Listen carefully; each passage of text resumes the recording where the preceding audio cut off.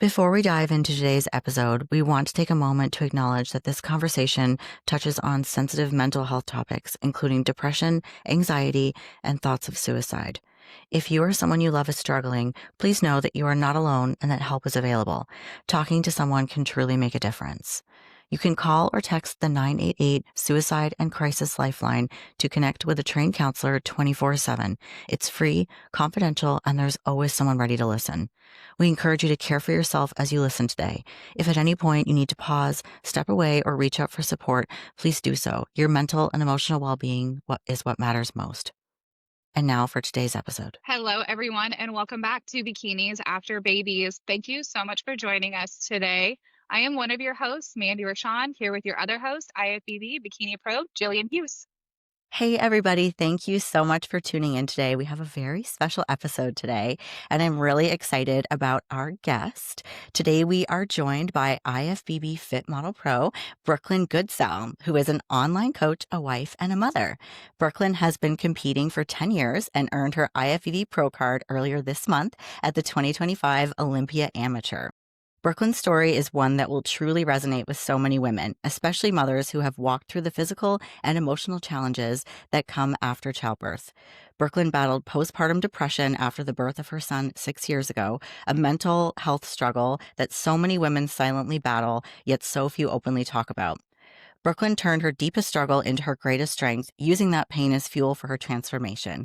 Through relentless dedication, she rebuilt her body and mind, stepping on stage in the bikini division and eventually fit model, and earned her IFBB Pro card. Her journey is not just about fitness, it's about resilience and healing. Please welcome to Bikinis After Babies, Brooklyn Goodsell. Yay! Yay! Thank you for joining us. Yeah, that was a really sweet intro. Thank you for that.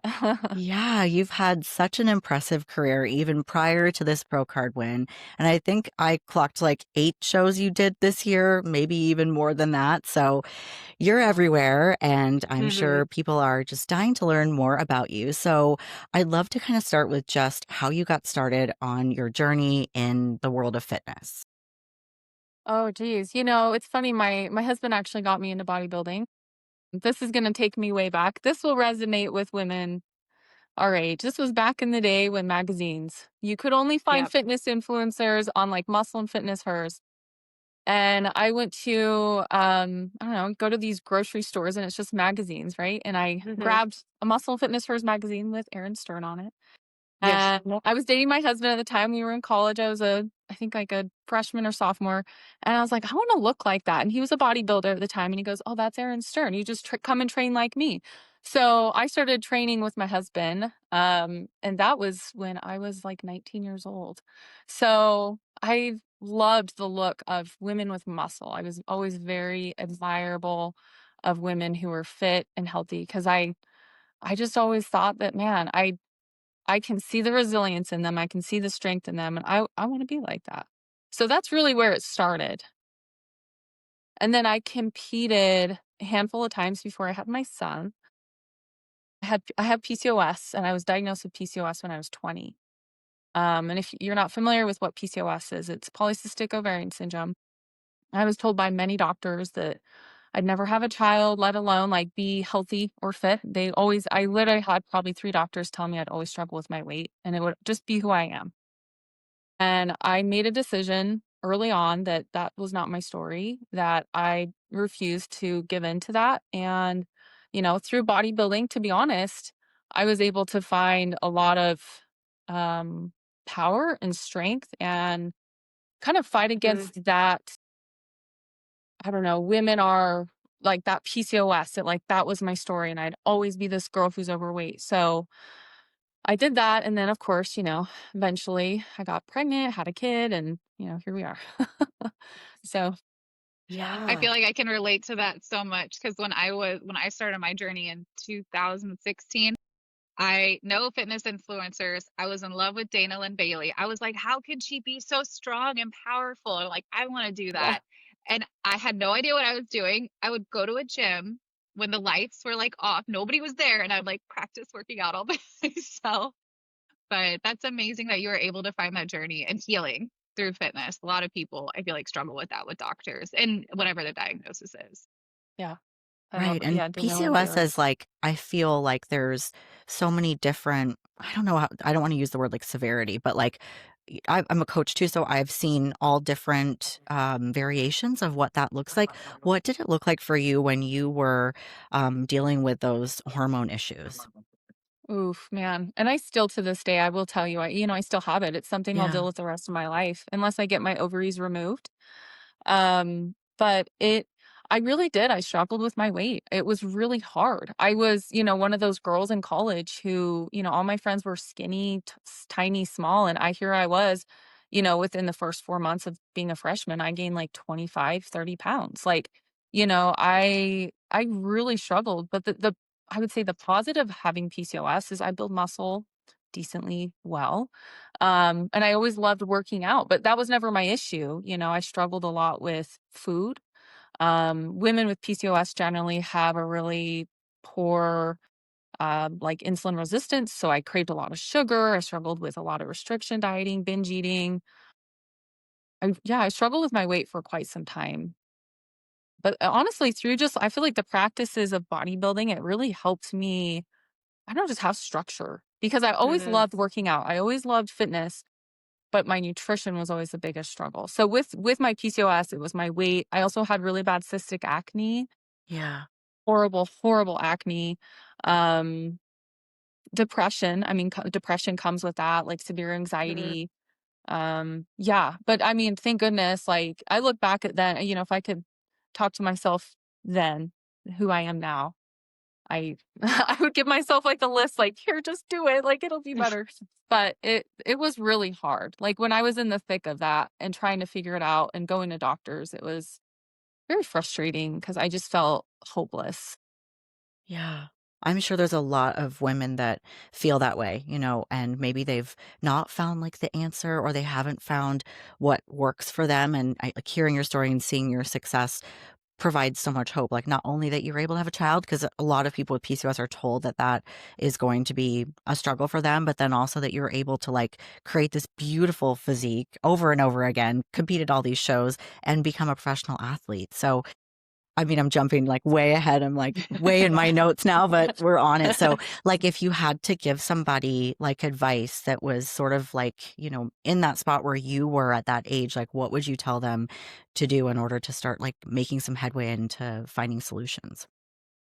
It all starts with the way you talk to yourself and what you believe. If you listen to everybody else around you and them telling you who you are and what you're going to be, you'll start to believe them. Especially for me, I literally had a doctor tell me, like, he literally said this, like, and I quote, "You'll always be fat. That's women with PCOS." I mean, this was a medical doctor. And, I was in my early 20s and I was really frustrated. And I was really just like, I didn't know what to do because I'm like, I just want to lose some weight. This shouldn't be this hard. Like, Mhm. I'm 20. I'm not, perimenopausal. Like, I'm 20, but you can't listen to other people. And at the end of the day, like, you are the only person that can like save yourself from whatever hormonal issue you're dealing with. Like, your hormones are one thing, but your mind's a really powerful tool. And if you let other people and like hormones or any of these other things like make you think that that's it and that's your story, you're right.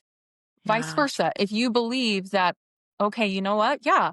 Like for me, I have PCOS. I also have a thyroid condition from my mom's side of the family. So I have PCOS. I have thyroid issues. I am like the person that most people would look at and be like, well, yeah, she should be overweight. And when I put that on, like, anything when I go into a doctor's office, I'm hypothyroid, I have PCOS, and they're always like blown away that I'm fit. And I'm like, well, yeah, because I choose every day to make a conscientious decision to not let those things define me. So I'd say to the woman who's struggling with that, like, start working on the way you talk to yourself. And then from there, build habits that will get you closer to where you want to be. But yeah, your yeah, mind's a really powerful thing, and if you let other people tell you who you are and what you'll become, that's where you'll end. But if you choose to say, "That's not my story, that's not who I wanna be," hmm, then you'll have power over that and you'll become who you wanna be.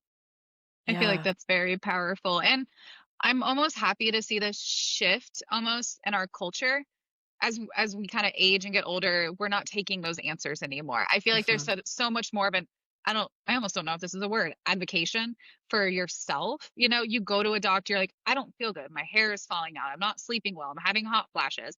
And you're 25. And instead of accepting a doctor's answer, it's like, I'm going to go get another opinion. I'm going to seek other help. I'm going to seek other practices. And I love that there's like a shift for that now. But to your point, I feel like a lot of women don't understand, like, if you just shift your mindset and see all the power that you truly, truly hold, like exactly how you can control your life and what you can achieve, even with your obstacles, and not use them as excuses. Yeah, for sure. I feel like bodybuilders are like guinea pigs.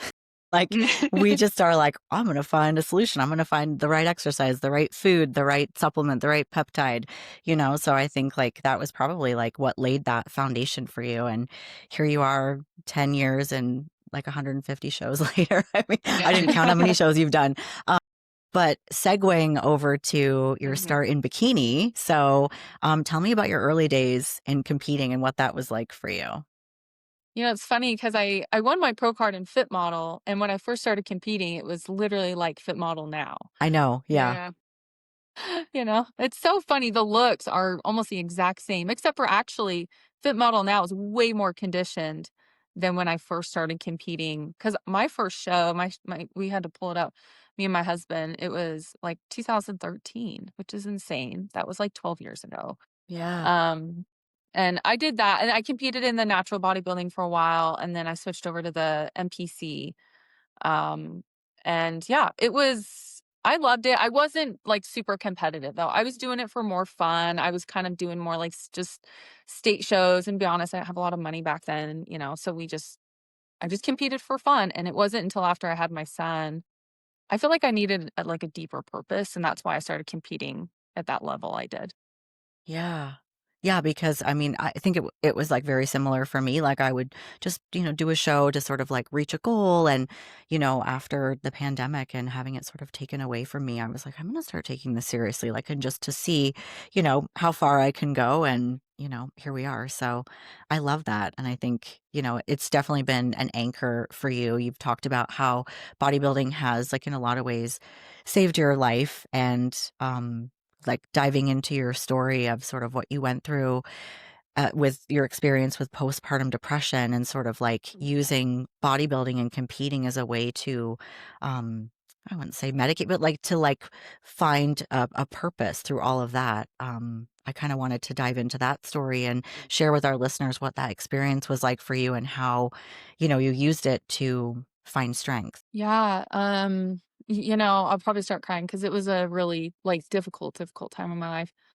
So I was in a car accident when I was 20 weeks pregnant. Mind you, like when I got pregnant with my son, like we had to do progesterone injections for like 6 weeks, and those were painful. And it was in the first trimester. So I was like vomiting. My husband would inject me and then I'd go to work.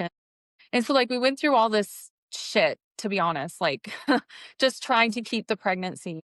And then, when I was finally, like, officially, like, off the injections, I was going to my OB, I actually went in for my 20-week appointment, and they looked at the baby, and everything looked good, and I was rear-ended at a stoplight. The person was going, like, 30, 40 miles an hour, and I ended up in the hospital for, like, 3 days, because I was bleeding internally, and I was gonna lose my son. Like, the doctor was like, "We're either gonna C-section him out, and there's a high chance you're gonna lose him, or, like, you're gonna die." It was, like, so dramatic. It was like, and at the time I was like, "Whatever, like, let's just whatever we gotta do."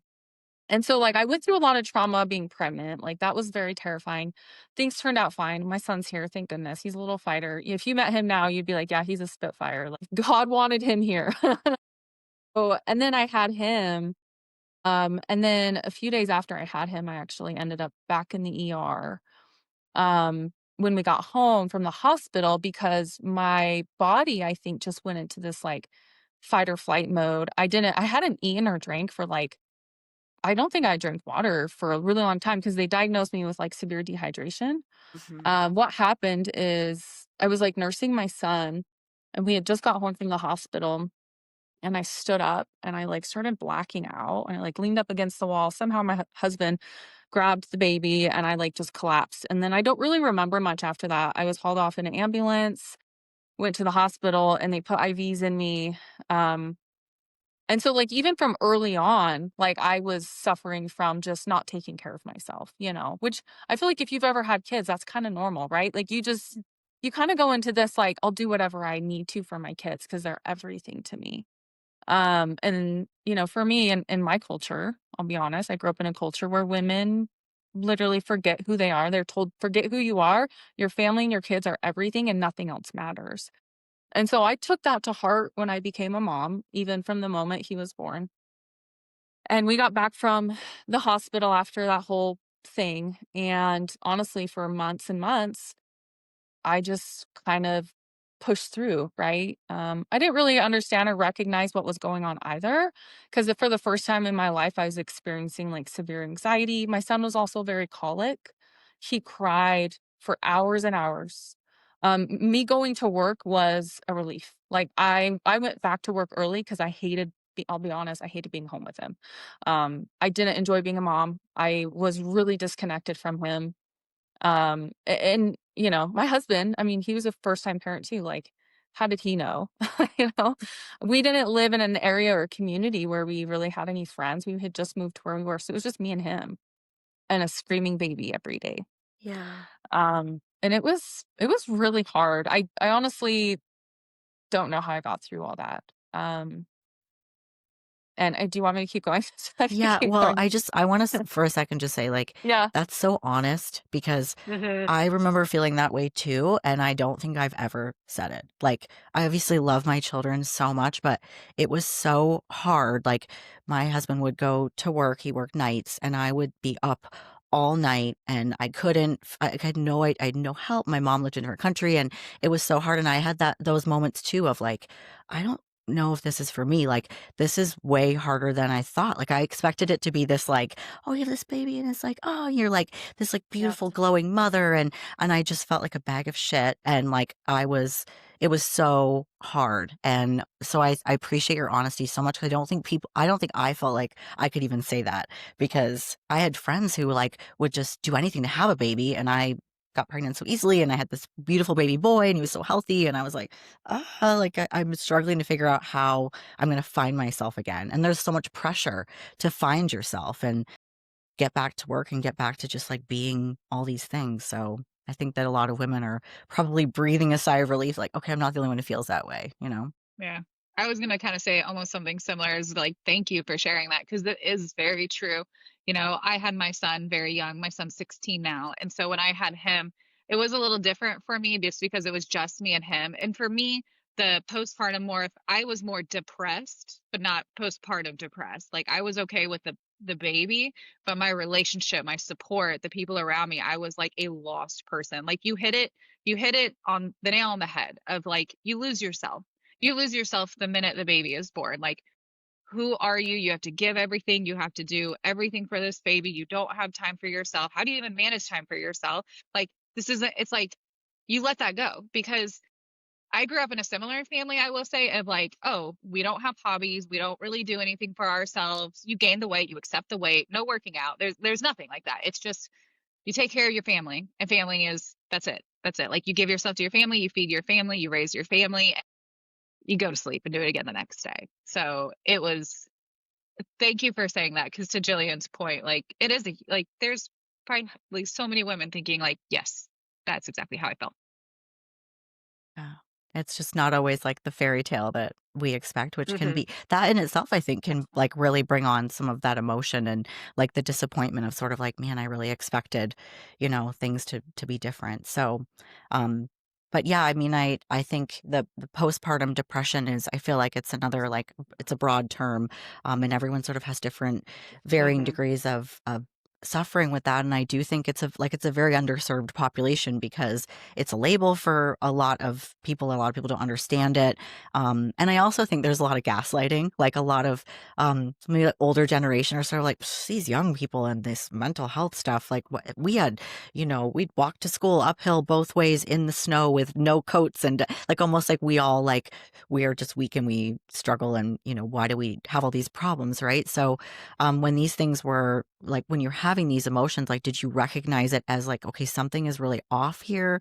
Like I've got to figure out how to get myself in a better mental state? No, I'll just be honest, I grew up in an abusive household, and so I think for me, it was just my fight or flight kicked in, and I was really used to being in fight or flight. Like, so for 18 years of my life, I was used to always walking on eggshells. I was used to just constantly like being in a fight or flight mode. I think like when I became a mom, it re-triggered that. My husband is like the calmest and kindest and like, total opposite of what I grew up with. And so like for, the whole time we'd been married, I got married really young at like 20. We kind of, were together for a few years before that. Like I met him at 18. So like for that 7 years before I had my son, I was in this very calm place. And I was finally like, for the first time in my life, I was calm. But then I had him, and I think my body was just kind of went right back to that place. And it like triggered some really like anxiety. But I almost kind of went into a fight or flight state where I didn't really recognize it. I was used to pushing through because that's kind of what I was used to. I was just used to pushing through like bad thoughts. I was used to pushing through like anxiety and just like scared, like being scared or overwhelmed. Like it was just almost like I had no idea, and not even my husband either. Like when I finally went to him and I told him like I was having suicidal thoughts, he was like, I would have never known. And I'm like, yeah, I know. I didn't really recognize it myself either because I felt like this was normal for so long. So to answer your question, no, I was kind of, and it was funny. I was talking to my girlfriend about this. Like, I don't know if you guys have ever seen that movie where like they look at like the bad thing and then they start having like suicidal thoughts and they kill themselves. What's that movie called? Do you guys know what I'm talking about? Bird Box. Oh, Bird Box. Yeah. Yeah. So I was watching that with my girlfriend who also struggles postpartum depression. And I know we're getting really like raw here, but I'm just going to be open about it because people don't talk about this enough. No, I I know. turned to my husband and I looked at him and I said, "That's what it feels like to be suicidal. Is you are kind of out of your own mind and you don't realize it until you're out of it, and then you're like, holy shit, that was dark. That was hard. I don't know how." So I don't think like from my anxiety standpoint, no, I didn't realize it. And I don't think my husband realized it either. Yeah. Because he'd never seen that side of me, but he knew I was always like a really high performer. And so I don't think he recognized it. And then the depression, um, it wasn't until my husband, I think, saw me with our son one day, and my son was like laying in his crib, and I just was like looking at my son, and my husband was like, "Are you gonna pick him up?" And I was like, "I don't fucking want to. I'm sick of this. I hate this. This has ruined my life." And after that, my husband sat me down and he's like, "What's going on?" And I finally told him, and he goes, "Oh my gosh, like, why haven't you told me?" And I'm like, "I guess I didn't really know until you literally just asked me. Like, that's what's been going on." I think So, there Wow. was a famous actress, I wanna say it was Brooke Shields. I really wanna say it was Brooke Shields, Hmm. that wrote a book about this. Her postpartum was so deep that, like, Hmm. she had suicidal thoughts. I think she almost did drown herself and her child, and how hard it was, and how, like, people just don't talk about it enough. We're supposed to be these glowy, perfect, we push out a baby, everything's like rainbows and butterflies. It's like, no, like our whole bodies change, our hormones change, how we live our life change, how we feed ourselves, take our showers, take care of, if we have pets or anything, like just our life changes. And nobody understands that until like you're in the thick of it. And then it's like, what do you do? Like, what do you do? We're also one of the only countries that don't do a great job with postpartum care. Hmm. Um, yeah, that's not great here. Yeah, 100%. Well, I think that your partner is like such a supportive person Hmm. to, acknowledge that you're really struggling and not like make you feel awful for feeling those feelings. I think a lot of people, again, like wouldn't want to say those things out loud or, share how they're really feeling, and just like pushing that away is not obviously going to solve the problem. So, was there like a moment where you were like, okay, I've got to pursue some sort of like therapy or medication or like something to help me with what I'm struggling with? I actually made this post yesterday. I don't know if you guys saw it's like it was like a carousel post, but I had one instance where I actually did try to like take my own life. I won't lie. It was really dark. My son had been I was a trainer at the time. I was training at a gym, and I had really early clients. So the way it would work is I would literally wait. My son never took a bottle. First of all, that again, like like savior mode, right? Like, oh, it's fine. He doesn't need a bottle. I can do it. I've got it. It's fine. I'll do everything. And even my husband was like, "Let's get him on a bottle." I'm like, "No, he doesn't need a bottle. He's gonna nurse only." But my husband's like, "Well, you work." I'm like, "It's fine. I'll pump and then you can." Like, it was just so ridiculous how much I just tried to do all myself, right?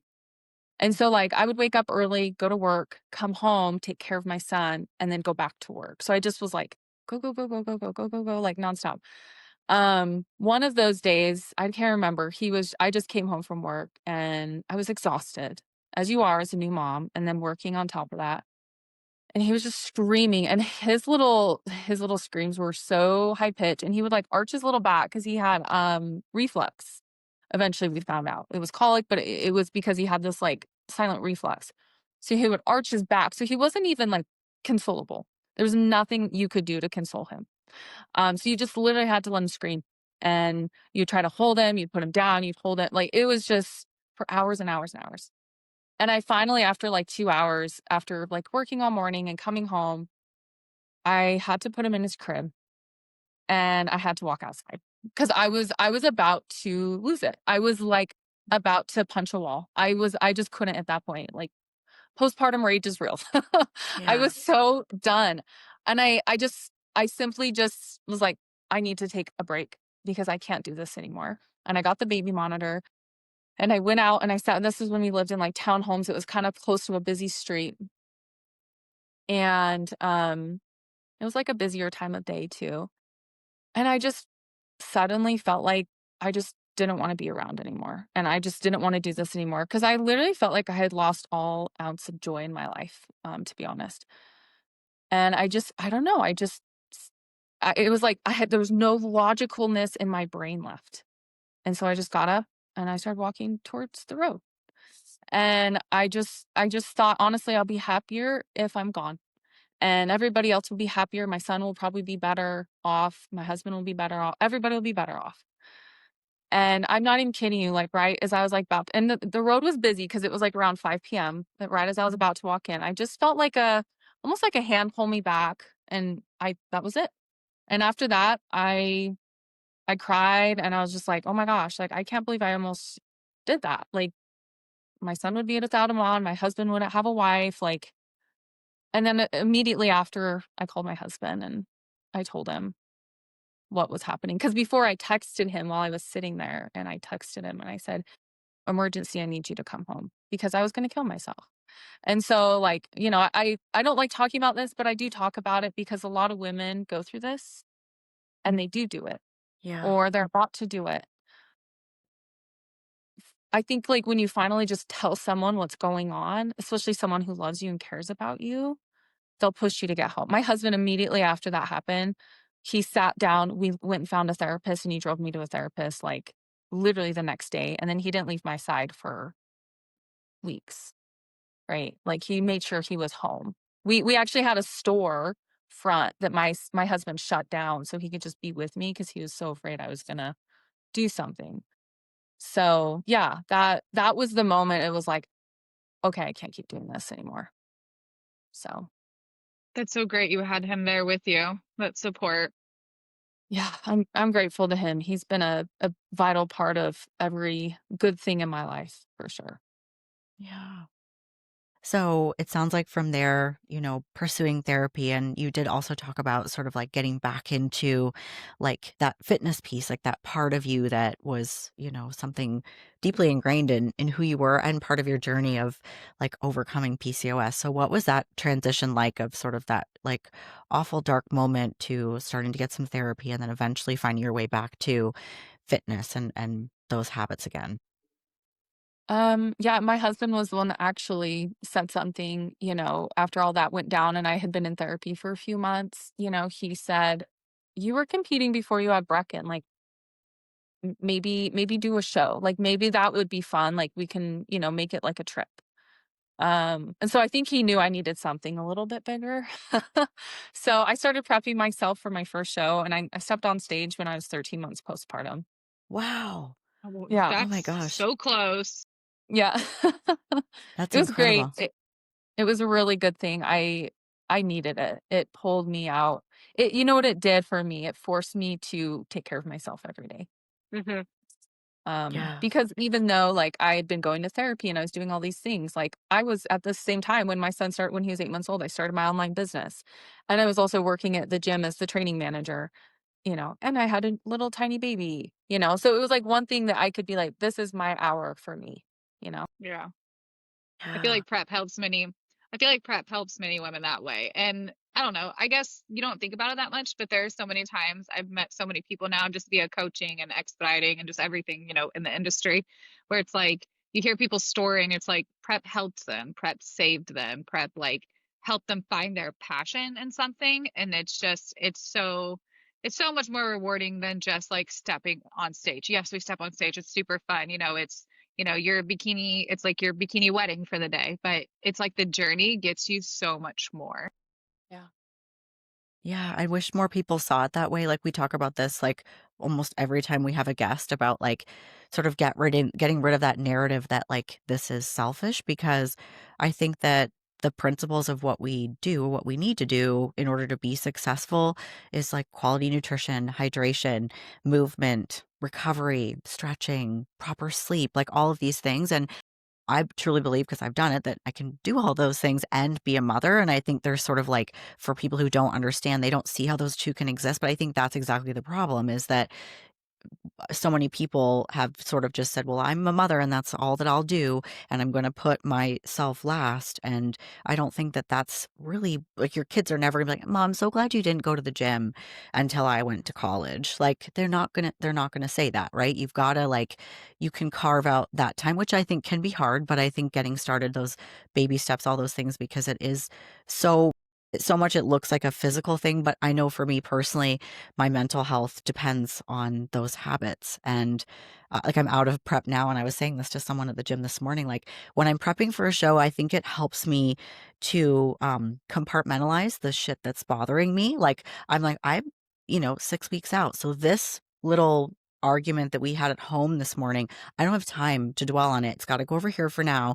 I've got to focus on this. And now not being in prep, I'm like, dwelling on stupid stuff that doesn't matter, right? So I think in a lot of ways, it's such a positive thing. I think there are definitely people in our industry that have not had a positive experience and want to talk about, X, Y, and Z about how it Mhm. affected them. And I could sort of go on a tangent about, all of that piece of it. But I think you're definitely an ambassador for the sport that shows how this is a positive endeavor for your mental. Yeah, 100%. Competing honestly saved me multiple times. Even again this year, like, I went through some really hard things with family, and it's a big reason why I competed so much this year because I needed it. Like everybody's like, "Why'd you do so many shows?" I'm like, "Cause it was a shitty year." Like I needed it to like just pull me through and keep me going. I So love yeah. that though. I love that because I know you guys, we all coach, so we all can speak to this. There's so many times we talk to clients and new competitors that are like, I have so much going on in my life right now. I don't have time for this. It's like, no, you have so much going on in your life. This is why you need this right now because you will get lost in the chaos. And if you get lost in that chaos, it's just so disheartening. Like you hurt because of that. So it's like keeping that little bit of bubble for yourself to not get lost in the chaos of whatever is going on can can just help you so much. So much. Yeah, definitely.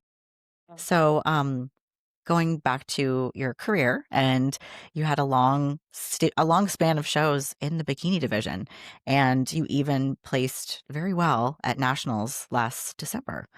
So coming out of that and going into Tyler's announcement around the holidays about Fit Model, what was your first thought when you heard? Were you like, "This is not for me," or you're like, "It's like I'm gonna go this direction"? Like, how did that work out for you? So yeah, I was competing nationally as a bikini competitor since 2023, and I was doing pretty okay. Like I was always like first call outs. But, the thing for me was always like more size, more size. And at the time, like when Tyler announced it, I think he announced it right before I was getting ready for the Arnold Amateur in bikini, which was this year, 2025. And so I just finished nationals in 2024. And it was, let's see, I had did the Olympia Amateur last year. I got fourth. And then I went to nationals in December and I got, what did I get? Fifth, sixth? I don't remember, which I was super bummed about. And so then we said, okay, well, we'll try for maybe the Arnold and we'll see what happens. Cause I did the Arnold a few years ago and I got fifth, but I was way more conditioned and I had way more muscle this time. But that's when things I feel like got really muscular. When I was at the Arnold that year, I saw how muscular the girls were, even being backstage. I literally at that moment, I'll be honest, even before I even got on stage that day, I said, this is my last show. I'm not competing in bikini anymore. If I do, I'm going to take a few years off and build. I can't be this. I'm not this muscular. Like, I'm really just not. Like, I might be really conditioned. And it did. I think I got like first call outs. I got like sixth place. But at that point in time, I got done with that show and I was like, I think I'm done. I think I'm done competing for a while. I'm not getting the size I need. Um, it's, probably just not going to happen for me unless I take some time off and be done for a while. And then my coach brought it up and said something about trying Fit Model. And we here in Utah, we have the Wasatch Warrior, which is in April. And, I was like, maybe, I don't know. I might just be done. And he really challenged me to do it. And then about a week or two before the show, I went on a Disney trip with my sisters and I was like, I'm not doing that show. Like, I'm not doing it. I've gained like 4 pounds because I ate like shit for like 3 or 4 days. And then I ended up doing the Wasatch Warrior and I won the overall. And I was like, okay, all right. And then that's kind of what triggered me to just dive in with everything I had for a fit model. Yeah, So that's awesome. So what was your like what made you decide to just go for it? Like having maybe not had just the most smooth prep where you just are like just see what happens or I mean it's in your backyard. It's like an amazing yeah. show. So Honestly, my coach guilt tripped me. He's like, well, I'm coming out to Utah. And I was hoping to see you. And I'm like, fine. Like, I'll just do this stupid show. So for like 2 weeks, we really dialed it in. But to be honest, I did not feel confident coming into that show. Because I was used to bikini, right? Bikini, you're hard, you're shredded, you're diced. And I just did the Arnold and I was hard and I was shredded and I mean, geez, I've always been first call outs in all national shows in bikini. I was always right there. And then I transitioned to this fit model look and I came into the Wasatch Warrior and I was up like 7, 8 pounds from my bikini weight. And so for me, I just felt like, I mean, even when Paul took the video of me, I looked at it and I was like, oh, I don't like that. I did not like the look of it, but obviously, like, it was a look that they liked because that was actually quite a big show. I think I had like 10 girls in my class. And then I won like the overall. That was crazy. I'd never won an overall in bikini. Never. It's amazing, especially having so many. I will say I've coached some fit model girls that have done bikini and they have that same like problem. Or I shouldn't say problem, but that same feeling of like, I'm not ready. I'm like, no, you could walk on stage tomorrow. Like you're fine. No, I'm not ready. I'm like, and it's just you're just so used to bikini and we're used to seeing it too. So when you're looking at yourself in the mirror, you're like, I'm not ready. It's like, I promise you're ready. It's just a different division. Yeah. Yeah. so how Very did you different. adapt to that? Like cuz now I mean you continued on through the entire year doing almost every national show. So how did you start to like really embrace the look or start to really like the way that it looked and feel more like confident in your stage body? Yeah, I think I just had to, kind of shift my perspective and just kind of go back to like a place of like, okay, you know what? Like this is more of a look that most women would rather achieve anyways. And that's kind of, what I try to preach to my clients of like just lifestyle. And I kind of like let that guide me of like, this is more of a lifestyle body type, right? Versus like this competitive, like shredded and diced look. But I'll be honest, every national show I did, I mean, geez, I did every national show this year besides Universe. Okay. The girls got more conditioned and they Hmm? got leaner. And it was almost like bikini back in like, honestly, even like 3 years ago. That's kind of what it started turning into. And so I won't lie, as it started to evolve a little bit, I was like, I kind of like this. Like, but it was hard to keep up on it because every show you Hmm. would come in, like the judges were like, you're perfect. Like, just come like this. And you would come back in and they're like, more conditioning. And you're just like, you told me to come in the same or less conditioned, you know? Yeah. So, yeah. I mean, it's the first year. Like, I think it's Yeah. moved really fast because when wellness came out, it was the pandemic. So, like, they announced it. The Arnold Amateur was the first, like, US, like, wellness show. Then we went into a pandemic. So we didn't really start seeing wellness. And it just, like, took a couple years. But Fit Hmm. Model, holy moly, like, from like the very first national show to like, oh, I was at North Americans and I was like, if it wasn't for the suits, I don't know if I would have known backstage, like if that was bikini or, fit model, just Yeah. based on kind of like and there was, I think for a lot of girls trying to figure it out. Like, should I, I'm not doing so well in bikini. Should I try fit model and then kind of coming in their bikini condition in a different suit with different posing, so I think we're all still trying to figure it out. Do you feel like you have a good grasp on it now, having done so many shows this year? It's I heard like something, they're like, "Fit model's the wild, wild west right now." And I'm Yeah. like, "That is spot on," because every show I've done, it's like a little bit different of a look. I will say, so I did Junior USA's in May, and that was quickly after the Wasatch. That look, I feel like is the look I'm seeing now winning the national shows. I feel like the middle of the summer, some of those national shows were it was kind of changing a little bit, but then I feel like since like junior national or sorry, since North Americans and then even the Olympia, they've kind of gotten back to that look. So I don't know what happened there. But yeah, I'm really loving it. But it's kind of one of those things that I'm going into my pro season next year. I'm like, we shall see. Like, we don't know what's going to happen. So I'm just going to give it my all. So I honestly, I mean, we'll get to this point. I did not think I was going to get my pro card with the Olympia Amateur. I won't lie. Like, I was literally the night before, like, probably won't get my pro card, but that's okay. Like, we made it. What So made you think that? Was it just Yeah. because you'd come so close, like at every national show? I've been through the freaking ringer. I mean, geez, I told my coach, I said, I think they just gave it to me because they were like, get off this stage. Like, this poor girl, she has done every show. I'm like, I'm back. Like, because I mean, geez, I did the Wasatch Warrior. I won the overall there, fit model. And then I did Junior USA's. In between that, I did no. I did Junior USA's, then I did Junior Nationals. Junior USA's, I got second. Junior Nationals, I went down to third. And then I went and did the Republic of Texas. I won the overall there. And then after that, I went and did the USA's and I dropped all the way down to 6. Oh, wow. Um, that What was sucked. your feedback after that for They, that show? they said more conditioned. But it was weird because I was super shredded. So I think I was too conditioned. I don't think I was that was a unique show. I won't lie. I had a lot of like coaches and people coming up to me afterwards like, that wasn't fair, like, the top 5, like, didn't really line up with the other top 5 in the other classes, and I was really discouraged. Honestly, after that show, I was kinda like, "I think I'm done." Like, I'm not gonna play politics, like, I'm not gonna play like, I'm not gonna keep doing shows just because, like, I didn't wanna overall at another show, like, Hmm. it was hard. I was just kind of in my head, that sucked. Getting 6th place there was really discouraging.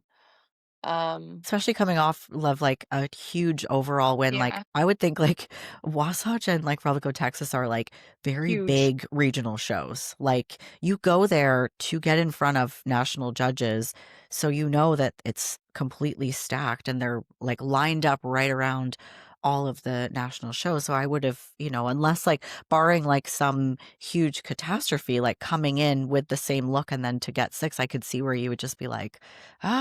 what the heck do you want from me, you know? Yeah. Yeah, because at junior nationals, I think it was Becky and Sandy were the head judges for those. So from junior national or junior USAs to junior nationals, and then they told me into the next show, they just said more conditioning. And my overall win, that's what Bill told me as well, more conditioning. Just tighter in the glutes, right?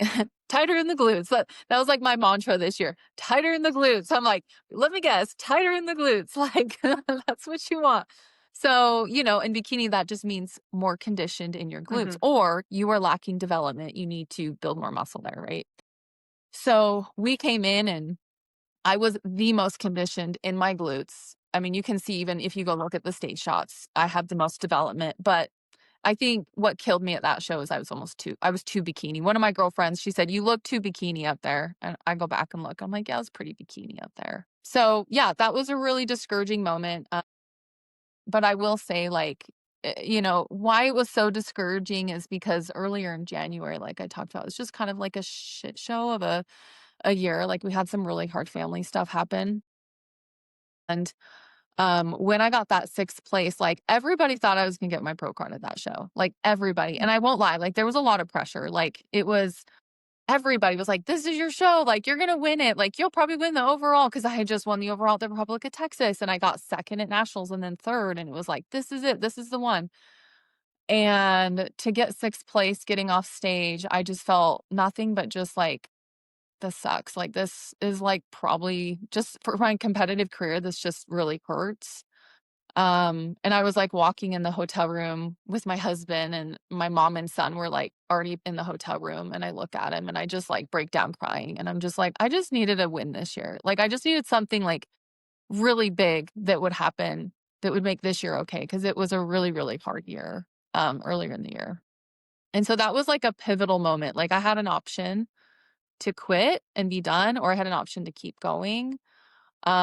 Luckily, I have really amazing people in my life that encouraged me to keep going, because if not, I would have been done after that show. That's great you had them in your corner. I know we both can attest to feeling pressured, especially as coaches, and like people are watching and people are cheering you on. It's like if you don't do good at a show, I'll just say that. Like you can love your physique, you can think you're going to do amazing, and then you just don't do well at a show. You feel so like bad. Like it's a different type of bad. It's just like you feel like you let people down, you feel Yeah. like you didn't do what you were supposed to do. And I can say like I have gone to that hotel room and had like a good cry and been like, okay, I got to do a photo shoot. Like, Yeah. just Yeah. because to your point, it's like I have good people in my corner and it's like, okay, we just got to keep going. Like you have to keep And going. we're such like controlled people, like in prep, Mhm. like controlling every gram of sodium. And then we are just like, okay, it's in the judge's hands. Like the hay is in the barn. We're just going to have to see what happens. And I think Yeah. that can be Mhm. really tough. And just to like, to stay in love with this, like there's a crazy spot in our brain, I think, that's just like, I enjoy the roller coaster ride of really not knowing what's on the other side of this, because people will say like, Yes. how do you think you're going to do? I'm like, shit, I don't know. Like I have no idea. I could bring my absolute best and still get last. Like, and I think, Yeah. I transitioned into the pro league this year and, I just gave it to God because I was like, I, I don't know. All I know is that I'm going to do everything that I can do and exude as much confidence as possible. And if it's Yeah. my day, it's my day. If it's not, it's not. Like they say in football, like any given Sunday, like it's that's exactly how this goes, which I think can be really hard for people. Like, especially like I've been in a place where I needed a win. I had a really rough year in 2023. It was a terrible, situation I was going through. And I was like, I almost felt I don't want to say like I deserved a win, but I was like, come on now. Like I've really, Yeah. really struggled this year. Like I just needed something to go right. And when it didn't, like I think I was in a very similar place. And incidentally enough, I was 6th place too. And I think it was such a turning point for me because I could have easily just been like, okay, we're done. Like I could end my career there, but I think I was like, no, you know what? I think something's telling me to just keep going. And I don't know when I'm going to stop, but I'm so glad that I did because I think that I made so many connections through that story of like people that were like, they're so used to seeing people win And when you're on a journey and maybe it's not going very smooth and you've got someone that you're following and you see them, they're doing all the things and in your eyes, they're like, your idol. And then they have a not so great experience. You're sort of like, they're just like me. And then you watch Mm-hmm. them rise to the top and reach their goal. And I'm like, shit, they can do it. I can do it too. Right. So I think that it becomes about so much more than us. And I think that's a lot of the reason why you do what you do as an online coach. So I want to kind of segue a little over to that and talk about sort of what inspired you to kind of start doing online coaching and what you love about being in that space and helping other women. Yeah, I think it's kind of everything you just said. I came from a place of struggle and not really reaching my goals and frustrated and trying all the things. And, I just was like, I just want to help other women feel not only good about themselves, but like, reach their goals and know that they can do it. And also like having someone in their corner who speaks positive, kind words and says, you can do this. Like, it doesn't matter how long or how hard it's going to like be, you can do it. Like, you can make it happen. So, that was honestly my biggest driving force of starting my business, and I started my business when my son was 8 months old. Um, I was gonna so ask, what made you? That's the one thing I was curious about because he had colic, he had so much, and I was lucky my son didn't have it, but I know colicky babies. So, what made you start your business when he was 8 months old? oh gosh, well, we had a supplement store, we owned a Shop, and let's be honest, it just wasn't making a lot of money, and we had a good friend who was a business coach, his brother did a lot of business coaching, and for whatever reason, we thought it was a great idea to go take out because we had no money at the time, to take out $10,000 for 3 months of coaching for this coach to help us build this business. And within the first month of starting the business, we ROI that 10K. Like I made 10K in a month. And I was like, shit, this is more money than I make in like 3 months as a personal trainer. Not even like geez, I've like made no money as a personal trainer. So yeah, I think, it was kind of from a place of like, and also I didn't want to train in the gym anymore. Like I wanted to work with people online. I wanted to help people that way. To be honest, I did not think it would turn into what it is now. Like I was just trying to do something different and better, and I just wanted to help more people, and yeah, so Yeah, that's awesome. And it's grown a lot. You mentioned that your mom and your sister both coach for you. So, how big has your company grown to, and what type of client do you typically work with? so I have my mom, my sister, and then Amanda, she's one of my coaches as well. She's 44. She worked with me for a while, brought her on. My husband also coaches, for Fierce Queen too, but my husband does more of like the back end stuff. He's more of like the COO. He does like all the operation stuff, the stuff that I Mm. hate. Um, and yeah, and then we have another I have another assistant, Amanda, and then Misty, and then Robert. Yeah, we have like 7 or 8 people. Don't quote me on that. Someone's gonna listen to this and correct me on that. So, I mean, a much bigger team than I never like thought about growing a team. All I thought about was like, I just want to help women and I just want to talk about my journey and I just want to help women. Like that was really what it came down to. Yeah. And then it just kind of turned into this much bigger business. I So, love and I'm that. not saying it happened by chance because I've worked my ass off. I've invested over like $80,000 in business coaches and mentors. Like, I have put a lot of money into my business. I've put a lot of time and energy. And I will say, like, I'm semi obsessed with it. Like, I work very hard. I work a lot too much. I work less now than I used to. But just like bodybuilding, it takes a very type A person to do something at this level. Yeah. That's So, amazing. Well, I think thank it's you. when you put in that time and dedication, it's really because you know that there's people that you want to serve. And if you can't get in front of them, you can't help them. So I think that it takes a little bit more than passion. It does take strategy and investing. I've done the same thing of, just trying to find ways to be able to just to help more people. And, because I know for me, when I was really struggling, I just needed someone to tell me I could do it and show me how. And, look at where it's like taken me now. I'm 45 and I had no idea that this could be, what it is. And so I think that, a lot of us share that same passion. So I think that's inspiring for anybody who's maybe thinking about wanting to, create a business. And it does take a lot of work. It doesn't like sort of happen overnight. So, but yeah, I we're will. really, oh, sorry, go ahead, Mandy. No, I just want to say for the other aspect of that, because like when I wanted to start coaching, I had no idea where to start, how to start. I had already started other businesses, so I knew what I did and didn't want to do. And it was so great to have somebody like Jillian that I followed, just like your coaches probably followed you. And it's like, okay, I'm gonna nicely reach out to this person that I kind of know and see if they could like help mentor me. And it's just you help so many people, and it's not just your clients that you're helping and the women that you can serve. It's also like the coaches that you can train and the coaches that can learn from you, because even I've been with you, Jillian, now what, 3 years, I think, almost. And like Yeah. as much as like a best friend, it's like you're still also my mentor. Like, so you're helping so many more people than just like, like your clients. So just from the other aspect of like as being part of the team. Yeah. But I think that like owning your own business can be a challenge though with juggling family and travel. You've traveled a ton this year for all of these shows, and just mom life and getting stage ready. So what would be your tip for managing your time and juggling everything that you do? Um, yeah, manage your time. Like just get it whenever you have like today. I'll use today, but today's a prime example. Okay, so I had coaching calls.